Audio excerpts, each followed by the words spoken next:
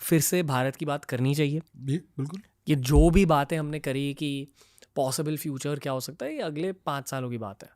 मोदी जी है पावर में अगले 5 सालों के लिए, likely, most likely.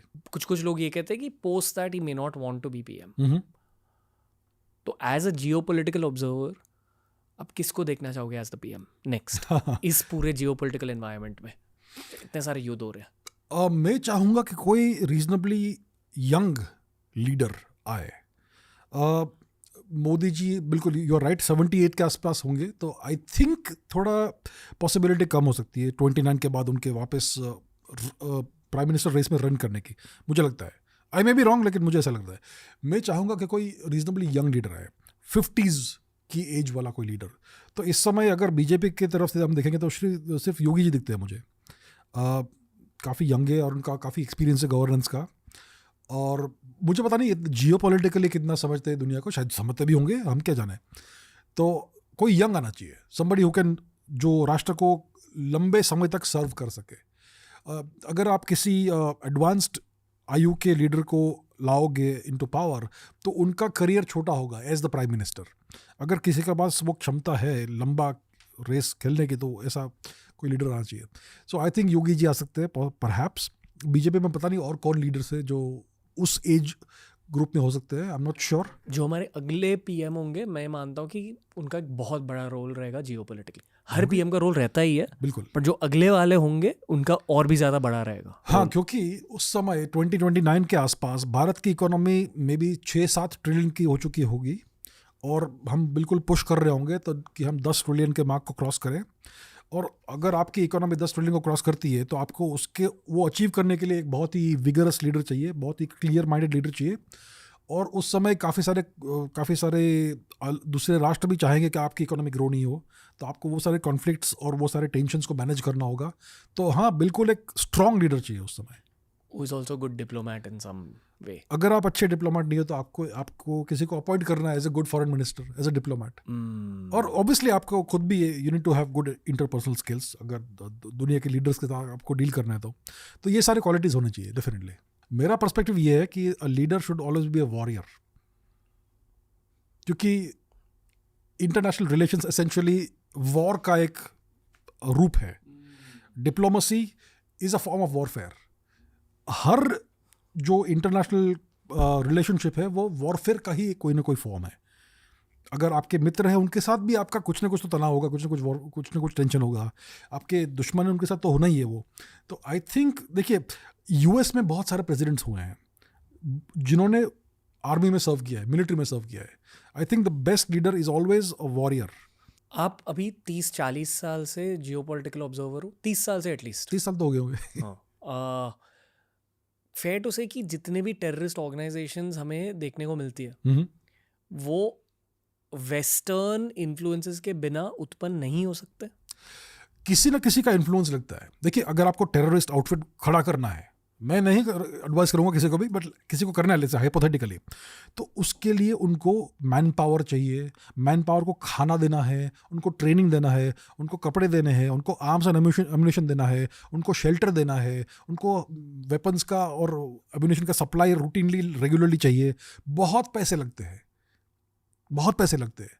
Somebody has to finance इसको, किसी को तो फाइनेंस करना पड़ेगा ना। और अगर आपको 10 साल 20 साल तक चलाना है ऑर्गेनाइजेशन को, तो you need a very powerful and very wealthy sponsor. तो जनरली एक बड़ा राष्ट्र ही ऐसा सस्टेन कर सकता है। तो ये टिपिकल प्रॉक्सी वॉरफेयर का सिनारियो है, जब आप किसी दूसरे राष्ट्र में जो आपका शत्रु है उसकी टेरिटरी पर आपका एक प्रॉक्सी खड़ा करो और उसको आप फाइनेंस करो। देखिए, बहुत सिंपल एग्जाम्पल है जो सबको हर कोई समझेगा। कश्मीर में बहुत डेकेड्स तक, बहुत दशकों तक पाकिस्तानी टेररिज्म हुआ है, और अलग अलग जिहादी आउटफिट्स आए हैं कश्मीर में, हरकत-उल देश and Lashkar and that and whatever, अलग अलग नाम से। ये सब पाकिस्तान के प्रॉक्सीज थे। ओके, उनको ट्रेनिंग दी गई पाकिस्तान में, उनको पैसा जो कुछ भी चाहिए पाकिस्तान से मिलता था। अभी पाकिस्तानी आर्मी जो है, ये कोई जिहादी ऑर्गेनाइजेशन नहीं है, ये तो फुल मिलिट्री है, राइट। और उनके जो टॉप जनरल्स हैं वो विस्की पीते हैं। There is no religious angle there. लेकिन अगर आपको इडियट्स को रिक्रूट करना है मरने के लिए आपके लिए, then you use religion for that, और वो रिलीजियस फर्वर के कारण अपनी जान दे देंगे। तो इस तरह से गेम खेला जाता है। अभी पाकिस्तान ने इतना टेररिज्म किया भारत के अंदर, पाकिस्तान को किसने फाइनेंस किया? पाकिस्तान खुद प्रॉक्सी है यूएस का। तो यूएस ने भारत के अंदर, कश्मीर के अंदर दशकों तक पाकिस्तानी टेररिज्म को स्पॉन्सर किया, फाइनेंस किया, फंड किया। ये सिचुएशन है। प्रॉक्सी का भी बाप है। तो ये जो टेररिस्ट आउटफिट्स है, लश्कर, तोयबा, ऑल दैट, ये पाकिस्तान के प्रॉक्सीज है। और पाकिस्तान खुद एज अ नेशन यूएस का प्रॉक्सी है। तो ओवरऑल जियोपॉलिटिकल गेम क्या था? यूएस भारत को डिस्टेबलाइज कर रहा था, लेकिन हमें दिख रहा है कि पाकिस्तानी टेररिस्ट है यहाँ पे। तो बहुत न्यूआंस चीज़ें हैं, but that's how it works. Pakistan और अफगानिस्तान के बीच अब क्या हो रहा है? No love lost. देखिए, पाकिस्तान को अफगानिस्तान किस नज़रिए से देखता है? As a territorial encroacher. And Punjabistan, Pakistan military, Pakistan establishment Punjabi लोगों के हाथ में है, ओके। और ये पश्तून और पंजाबियों के बहुत पुरानी लड़ाई है। तो और जो खैबर पख्तूनख्वा रीजन है पाकिस्तान का, वहाँ पर डोमिनेंट एथनिक ग्रुप, जो मेजर एथनिक ग्रुप है, वो पश्तून लोग हैं। और वो चाहते हैं कि भाई वो अफ़गानिस्तान के साथ मिल जाए, और अफ़गानिस्तान भी चाहता है, तालिबान भी चाहता है कि खैबर पख्तूनख्वा अफ़गानिस्तान का हिस्सा बन जाए। तो अफ़गानिस्तान और पाकिस्तान के बीच बहुत बड़ा टेरिटोरियल डिस्प्यूट है। और तालिबान ये पश्तून नेशनलिस्ट है, वो अफ़गानिस्तान का हित चाहते हैं और टेरिटोरियल हित चाहते हैं। तो वो क्लेम करते हैं कि भाई हमारा टेरिटरी हमें वापस दो। और पाकिस्तान में बहुत सारे पश्तून हर जगह है। उन्होंने काफ़ी, लगभग 10 लाख जितने पश्तून्स को फोर्सिबली डिपोर्ट किया रिसेंटली पाकिस्तान ने, लेकिन अभी भी बहुत सारे पश्तून्स पाकिस्तान में है। तो टेरिटोरियल डिस्प्यूट है और बीच बीच में फायरिंग होती रहती है। कभी कभी पाकिस्तानी मिलिट्री जाकर बॉम्बार्डमेंट करती है अफगानिस्तान टेरिटरी के अंदर, जिसमें सिविलियंस मरते हैं, लेडी, विमेन, चिल्ड्रन सब मरते हैं। फिर तालिबान रिटालिएट करता है। तो सिचुएशन अच्छा नहीं है। दोनों राष्ट्र के संबंध बुरे हैं और दोनों राष्ट्र एक दूसरे के मित्र नहीं हैं, शत्रु है। बट यहाँ भी एक युद्ध हो सकता है? युद्ध नहीं हो सकता। क्योंकि किस लिए नहीं हो सकता? युद्ध बराबर वालों के साथ होता है। एक राष्ट्र जिसके पास न्यूक्लियर वेपन्स है और फुल्ली प्रोफेशनल मिलिट्री है और यूएस का सपोर्ट है, वो एक छोटे से तालिबान के साथ क्या लड़ाई करेगा? तालिबान भी एक्चुअली यूएस का प्रॉक्सी है। तो यूएस ने तालिबान को वहाँ पर इसलिए इंस्टॉल किया ताकि पाकिस्तान को काउंटर बैलेंस कर सके। जिस प्रकार भारत को काउंटर बैलेंस करने के लिए पाकिस्तान वहाँ पर बिठाया गया है, वैसे पाकिस्तान को भी कब्जे में को कंट्रोल में रखने के लिए तालिबान बिठाया गया है।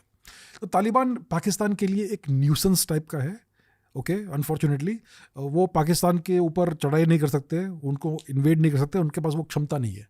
लेकिन एसिमेट्रिक वॉरफेयर के तरीक़ों से पाकिस्तान को काफ़ी हर्ट कर सकते हैं वो, through infiltration and terrorist activities and bomb blast and all. पूरे पाकिस्तान को डिस्टेबलाइज कर सकते हैं तालिबान। लेकिन कन्वेंशनल वॉरफेयर में जीरो चांस।